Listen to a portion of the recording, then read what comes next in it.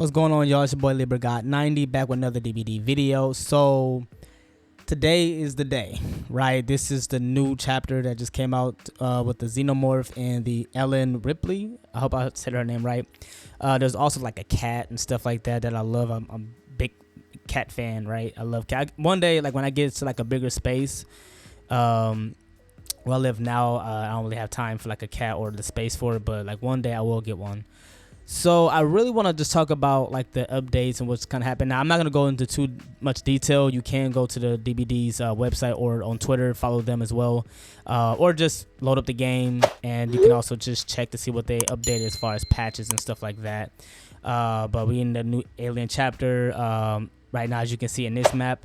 I'm exploring the Nostromo wreckage, right? And to be honest with you, obviously it's a newer map, so I don't really know how to like mind game everything yet and stuff like that, but I'm pretty sure pretty soon I'll get acclimated. That's why Windows is a very good perk to run, by the way. I always try to get people to understand that Windows is not a bad perk. It's just not for newbies. But keep in mind, you know, when you're trying to explore the new map, same thing with like the Singularity. This map sort of like with the tiles sort of give me the same type of familiarity with the Singularity map, because some of the structure look the same, right? So I just kind of want to talk about like the new killer as far as like the powers, what I think about it. I'm not gonna really get too much into the detail. Listen, I don't have all of her perks yet, as you can see. I only, like even in this clip right here, I only had 3 perks that are unlocked, as I'm still trying to progress. Now I actually have most of her perks. I mean, like most of it. I think I'm almost at like level 30 with her.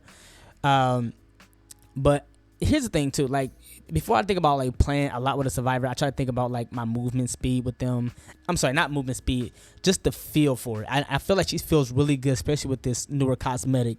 You get this cosmetic automatically unlocked when you buy the DLC. I think the DLC is like $11 or $12 or something like that. So that means you automatically unlock Xenomorph. You also unlock Ellen and also this cosmetic. If you just buy it, I think for $5 or whatever, I think you just get just a regular cosmetic that she comes with. But yeah, also guys, keep in mind that I'm still trying to reach that 2,000 subscribers. So please, you know, share this with anybody that you want to know that like to hear somebody who's smooth on the mic and just break down some DBD gameplay and clips. I want to say I have fun. It's a mix. Like with this killer, I'm gonna say this, right? This is just like what I think, right? This killer's zoning ability, as far as like what did I mean by this? I mean like it's almost like going against the Huntress a bit too sometimes, or like Nemesis. Like I know it's like supposed to be like Demogorgon a bit, where it's like it's a mixture of like, you know, the way they crawl and, you know, stuff like that. But the way this killer can, you know, get on all fours when she's not in her cooldown. I think it's a female, by the way. Please correct me, but I think the Xenomorph is a female killer. The way she crouches down when she's not in her cooldown, that I hate when she's in that. When she's tall and standing and walking, I love her. Like she's the best. She's beautiful when she's standing up and, you know, walking around and stuff like that. But when she's crawling, it's very annoying because, you know, like I know she's a bit stealthier, which is the point, right? And also her tail, a brutal attack from her tail can really be annoying. And the reason why I compared it to Huntress and like Nemesis, stuff like that, is because you're sort of at a 50-50, right? As far as like what you should do in a chase. So she can hit you at windows easier like that because you're automatically locked in, unless you fake the window vault. You can either get hit around the pallet if she just knows, like especially if she's catching up in bloodlust and she haven't really lost it, and she hits you from there. Like it's really hard to sometimes dodge. Sometimes you're zoned in. Like sometimes, like right here in this space right here, I'm zoned in. So it's almost nothing I can do. So all I can try to do is like try to do like a FOV tech and maybe try to scare the killer and throw him off. But to the killer, I look stupid because it's almost like I know they may not expect it, but they probably like, well, what are you doing this at, right? I can, and here's the, I hate when they put a gen inside Shack. Please stop doing it. I think the devs did that on purpose. Stop putting gens inside Shack. At least don't make it like when you're trying to hug the walls and you're trying to like hug your loops tightly as you can. It's really frustrating because you're trying your best to like not, you know, jump on a gen or jump into the logger sometimes, but like you're trying, like if anybody who knows how to loop knows that you have to really be tight on your curves and on your loops. You have to really tighten them up. You gain just a little bit more distance. I know it may not seem like that, but you do, especially if you had made for this, it'd have been over with this killer. But also because having that gen in there kind of helped on that play right there, because it looked like because I tapped it by mistake, they hesitated and tried to swing. I do listen, I have been paying attention only to Twitch viewers as far as like between TCM, which is Texas Chainsaw Massacre, and Dead by Daylight. And it's just nice to see that even though TCM did come out and it is a newer game, that there are a lot of people watching, likely Ots, on Twitch, or, these other killer mains or people like that trying to learn a new killer. And it's just been very exciting. I've been having fun today, sort of. I have been getting tunneled. That's just how some killers are going to do. That's never going to get old. I still to this day don't understand why the devs feel like they have to buff killer when killer has been doing just fine with tunneling, camping, and slugging. Like, that's just what they're going to do. Keep in mind, I'm going to kind of go over in this match. Normally, I don't talk about DBD replay videos. I do have a special playlist for that. But in this very clip, I was on a different type of energy. Like, I was playing with a Twitch streamer in this, and I'm sorry. Like, I do not apologize how I am.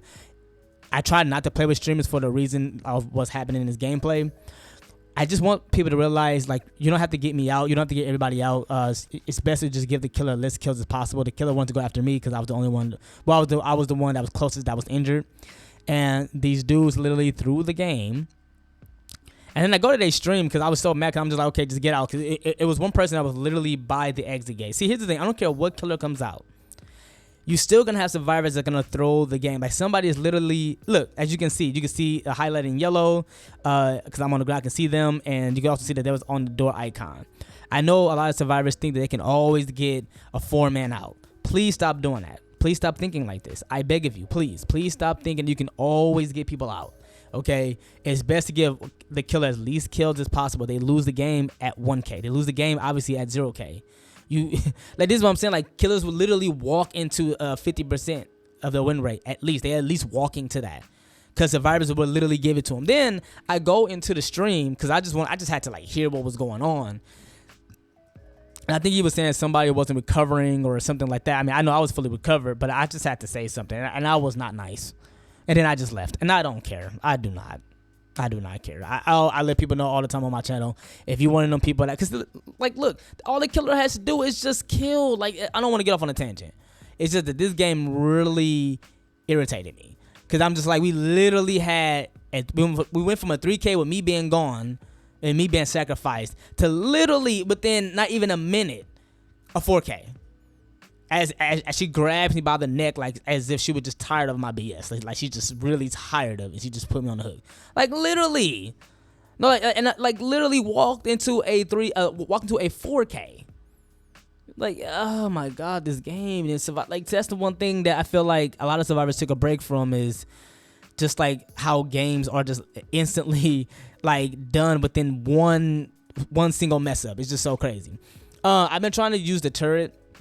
I know that if the killer's in the crawling phase, when you use the turret and you set it down and the fire gets to them, you gotta keep in mind, I know there are people who already know this because they've been playing. I am not, unfortunately, I am not on PC, so I couldn't even test the PTB, as I said before. And that's the thing that kind of sucks, is because if you're a content creator, even if you're a streamer, it's like you have to wait until you see other people eat off that or whatever, because it's just like, obviously you're not going to be at the forefront trying to do that first. But yeah, the turret, I learned that if they're, well, one, I know that they can teleport through those, I think through the turrets or something like that. Please correct me if I'm wrong, but I know that like, it's not the turret that you set down. It's like that thing or whatever that you get the turret from, the flame from, and then they can teleport through that, and they can easily, go through there and stuff like that. So I don't know. I think it was pretty cool. Now I only played against her with my Nia one time, and I'm gonna tell you this now. When I get my Nia, I'm on demon time. Like, this is my best survivor easily. Like, when I get Nia, that's it. Like, I don't care what killer you are. You gotta realize I got 6,000 hours. Keep in mind, obviously, not every killer is gonna already have this killer down packed immediately, and also, it's just different levels into the game. But keep in mind, I brought this map. I brought Balanced Landing. I brought Windows Opportunity. So you already know that I'm gonna know, unless you're like a stealth killer and you always sneaking up on me, which eventually I'm gonna find out and catch up. It's gonna be really hard for me to lose chase in this game, right? I don't think this killer is that hard to play. It's not like the Singularity where you have to set up your pods. I think the stuff is already set up for her. All she has to do is just teleport through them.